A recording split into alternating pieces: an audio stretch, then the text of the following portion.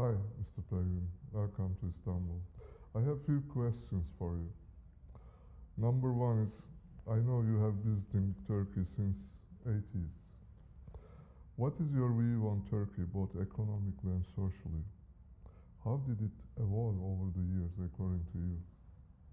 Well, my view on Turkey was first formed in about 1983 when I came here on holiday with three friends. We were in our very early 20s, very short on money and very short on experience and probably very short on common sense. Turkey was going through quite a series of difficulties at that point, particularly in the east, but we were geographically naive, so we spent our 3 weeks going from Istanbul all the way over to the Georgian border, and we saw many wonderful things, and I think, like all young people, first impressions leave a lasting impression. So I fell in love with Turkey, from Diyarbakir to Konya to Istanbul to Ephesus to Pamukkale, all the various different things that Turkey had to offer us. So I had a very huge fondness for Turkey from a relatively early age, and I had family who worked here. My uncle was working for the World Food Organization, part of the World Bank at the time, in Trabzon. So I felt a very close connection, both familiarly and then personally when I came here.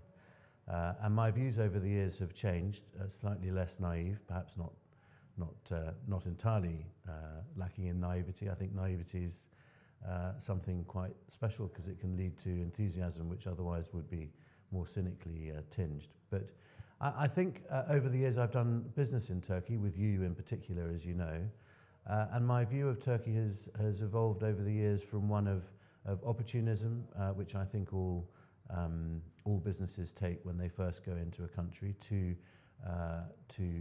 a view that there is something really big growing here, a very sophisticated population, an increasingly important economy in the world.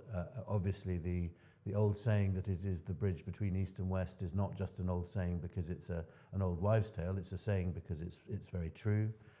And I think our view as a company, and mine as a person, has grown along with that of the importance of the Turkish economy in the world, but particularly in Central Europe and particularly in the Middle East.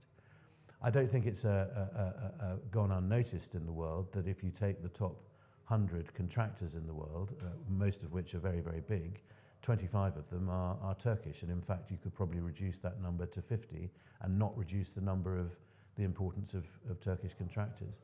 And contracting in itself is growth, whether it be infrastructure, whether it be energy projects, whether it be homes, or whether it be hubs for airports which show the movement of people. So I think Turkey holds a very important part of global growth.